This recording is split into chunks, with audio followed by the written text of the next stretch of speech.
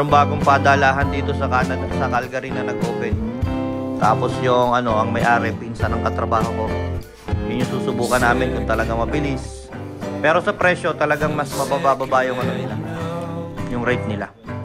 Sana lang mabilis tsaka maingat.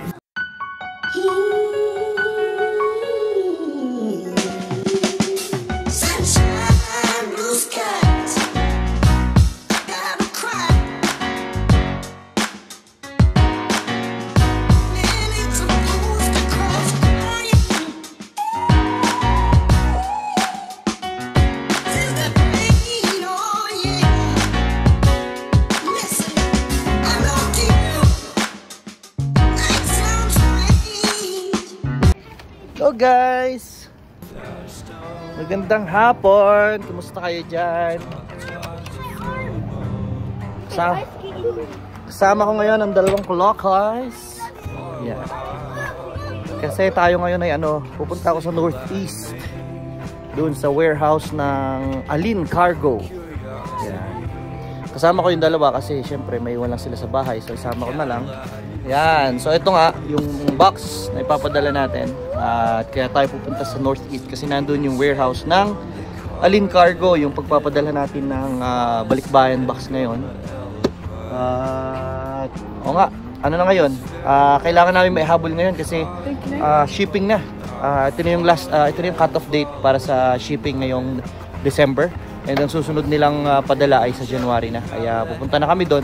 Kausap ko nga pala doon yung katrabaho ko, which happens to be the cousin of the owner of Alin Cargo dito sa Calgary. Actually, marami na silang bansa, internationally known na rin sila. Maganda yung kanilang pagpapadala. Mamaya ipakita ko sa inyo. Kaya nga naman ngayon, itatry ko din para masubok natin talaga kung maayos yung padalahan na to. Kuya, close mo na. Diretso na tayo. Pero i-guide mo muna ako palabas ng gate, ha. Yan. Halika na, sakay ka na. Yan, so ang ganda ng init na naman ngayon. 1:15 ng hapon. Gaya nga nung nasabi ko, pupunta kami sa sa Northeast. First time ko lang din pupunta doon sa warehouse ng Alin Cargo. Kasi ito-drop off namin yung box na papadala namin sa Pinas, sa mga kapatid ko sa Pilipinas. Yan.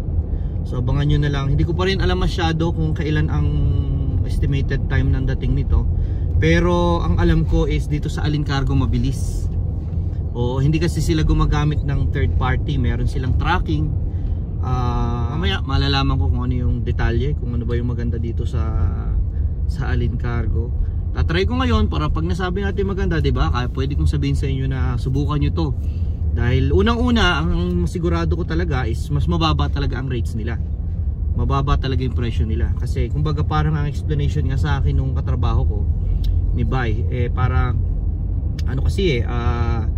less yung ginagastos nila pagdating sa mga wala nga kasi silang third party. Kumbaga simula dito sa Calgary o kung saan mang bansa kayo nandoon hanggang makarating yung bagahe sa padadala nyo sa Pilipinas, kumbaga direkta sa kanilang company, di ba?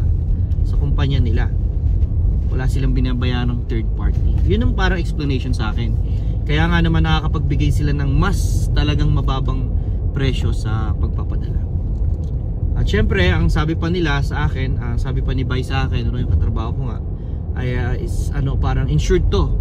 Kung may sira o mawala yung bagahe mo, kumbaga talagang babayaran nila yan sa'yo. Huwag naman sana mangyari, di ba? Ayaw naman natin mangyari yun. Kasi ang bawat piraso ng bagay na inilagay natin sa mga box na to, talaga namang pinag-anuhan natin yan. Pinagbuhusan natin ng pagod at pawis para mabili, no? Para mapadala natin sa mga mahal natin sa buhay sa Pilipinas. At andar tong upuan ko sa likod. Ayusin ko muna. Kaya ka dito punta. Ayan. So on the way na kami. Papunta lang. Daan muna lang ako dito sa Shoppers kasi meron akong balak bilhin. Ang usapan kasi namin ni Bay, 1 AM alis kami ng bahay. Pero mga 15 to 20 minutes lang papunta dun sa Northeast. 1 AM? 1 PM. Ano ba sabi ko? 1 AM. 1 PM. So 1 PM kami alis kasi nga kinausap ko siya na magpunta doon sa warehouse. Kasi wala akong katulong magdiskarga nitong kahon, ano, medyo mabigat hindi ko kakayanin. Kaya sabi ko patulong ako sa kanya. Eh sakto naman, talagang parang nagre-report naman siya doon. Tumutulong siya sa warehouse tuwing walang kaming trabaho sa company, kaya yun, tutulungan naman daw niya ako. 2,000 years later. Ano? So nandito tayo sa warehouse ng Alin Cargo Express. Yun. Ito ang the main man. Ito nga pala si Jay. Ano yan? Katrabaho ko yan sa dito. Ano yan? Owner yan. Wala, ano lang, yung taga-trabaho lang dito. Yan. So pagka wala nang pasok sa amin, nandito naman siya. Yun. So ayan, yan yung container na pupunuin. So ngayon araw hanggang bukas yung loading date nila. Kailan i-ship to? Pag ito, pa-Vancouver na, pag napuno to, Vancouver. Oh, yun. So pagkapuno nito, diretso na ng Vancouver. Ano bang date na ngayon? 29. Ito yung lahat ng lahat ng mga boxes na ikakarga diyan. Habol dito sa shipping date ng December. Mga ba projected estimated time ng niyan? Ang anong port to? Manila? Cebu kami. Ito Cebu pumapatak. Oo, so pumapatak Cebu. Kasi sa Cebu madali lang siyang dumadaong sa Manila kasi Mas matagal. matagal kasi nakatingga pa sa labas yung So yun ang bentahe kung sa Cebu ang bagsak. Oo. Tapos ang biyahe naman pa Cebu to Manila, 1 day lang naman yan eh. Kasi yung Roro sa Parolo. Oo, pagbaba niya sa Cebu, the next day, binabiyahe pa Maynila. Sorting ka agad yan. Lahat ng Maynila. Lahat ng Maynila. Yun. So kasama na dun yung Cavite, no? Yung mga probinsyang Pangasinan. Luzon. Yun. So kaya yun pala ang isang dahilan kung bakit mabilis. Mas mabilis. Kasi yung nakaraan ko sa nabot yata ako ng kulang-kulang 3 buwan. 2 buwan mahigit eh. Ayan. So ito yung ginagamit nilang machine pangkarga ng mga paleta doon sa ibabaw ng trailer. Ibang klaseng machine to ibang klaseng to Ano ba to? Ito ba yung propane na sinasabi? Sa amin kasi Bakit propane ginagamit? kasi maglagay pa tayo ng sa electric eh. Charging area. Yun guys, kasi sa amin ang mga forklift namin, may mga ganito rin kami parang sa counterbalance. Pero ang gamit namin is puro electric doon sa company. Puro decharge. Yung nga naman, pagka decharge kailangan mo pa ng mga charging station. Dito sa propane. Paano kinakargahan yung propane na ganyan? Papalitan na mismo ng basyo na ganito pag wala nang laman.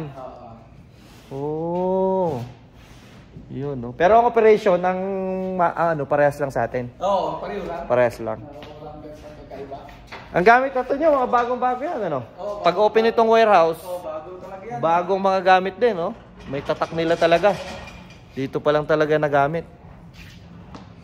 Yan. So, ano pang hinihintay nyo kapag magpapadala? Ayan, kaya nga susubukan na rin natin ngayon para matest natin kung ano talaga, Sa labas, yan mo sa labas. Ayan, Alin Cargo. Yan mo sa labas. Ipopost ko dito yung yung address nila. Tsaka yung contact number, yan. Labas tayo dito sa sa loading bay. Ayan guys. Video natin. So ayan, naka-parking pa tayo dito. Kasi nga tayo ay nagbaba. Ayan. Moving your products across all borders. Alin Cargo Express. Ayan, subok na. Ayan, yan nagayang tumatrabaho dyan sa loob. Ano yan? Katrabaho ko yan, kaibigan natin yan. Yan, pagpasok mo ito. Ito mismo siya, yung 3835. Yan mismo yung bay number or unit number. Yan. Yan.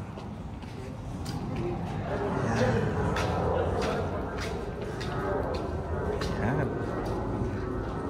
Mamaya malalaman natin magkano ang sa office naman tayo. Sabi natin magkano babayaran natin sa padala. Yun, Ito pwede mag-video-video. Yan ang ng rate nila. Yan. So tayo, dahil nag-drop off tayo, At ang ating package ay bound to Cavite. Hanapin natin. Ayan. Saan na yan? Saan na yan? Ayun, Cavite. It means ang babayaran natin is $65. Tama po ba, ate? $65. Pero kung pinapick up natin siya sa bahay natin, that would be $80. Yun. Na. Bayaran na tayo. Gamitin ko na lang tong credit card. Diba na? Thank you. Tapos, paano po yung fill upan ba? May fill upan po ba? Wala na din naman. So bali yung address na Ako na nag-encode. Na-encode yun. Ayun naman talaga naman. Wala na po, wala na gagawin. Yung invoice. Ay, invoice na lang. Yun. O, di ba? Tapos, pwede paturuan nila sa apps na. So meron palang apps. So ito sir yung yung invoice mo, 65 siya. And then ito yung barcode for tracking sa app. Barcode and then ito yung code niya. Just in case gusto mo lang siya i-manual. Yung tracking, may specific date kung kailan ko halimbawa sisimulang i-track or after maganto, Pwede mo na i-track matatrack na ngayon. kagad. Gano'n. So download lang kayo sir ng ng Alin Cargo Express na app. So try natin i-locate. Pag open mo, ito yung lalabas. Click mo lang yung locate. And then kung gusto mo siyang i-scan yung barcode. So scan. So ayun, lalabas na yung map. And then, pero mas okay sir na i-swipe up mo siya. Dito yung mga details. Wala pa matag yata ito eh. Pag matag na sa warehouse, makita. So ito na gawa, booking is created. So doon makikita yung, yung progress. Dito talaga makikita yung green updates po. Wow, ang galing. So sa apps, ano lang yan? Sa Play Store o sa ano? Play Store and App Store. So ito akin na to. No? Kasi, and yun na yun. Yun lang po. Napakadali guys. Di ba? Pwede na umuwi. Tabi natin to. Kasi And ito. then replacement ko na lang po yun sa box. Ayun. Bibigyan mo. Ayun, meron pa tayong replacement sa box. Ito. Para sa susunod. Dalikan na kuya.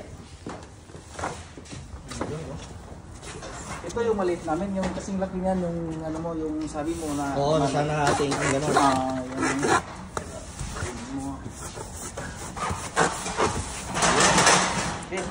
Okay, alright. Galing na pala yung... Di ba? Tinuturoan mo yan ah. So, eto. Meron tayong replacement para sa susunod. Oo. Tara na, karga natin. Yung booking ano mo. Babalik na lang ako kung meron na. Ayun, no? So, tutuloy na tayo. Boss, boss. Salamat. Salamat, Bay. Thank you.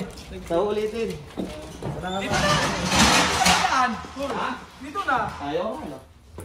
Sila, kukuha natin yung bagko. Okay, kung maiwan pa yan, may milyones pa naman yan. Baka may maniwala. Bagong sahod pa naman yan.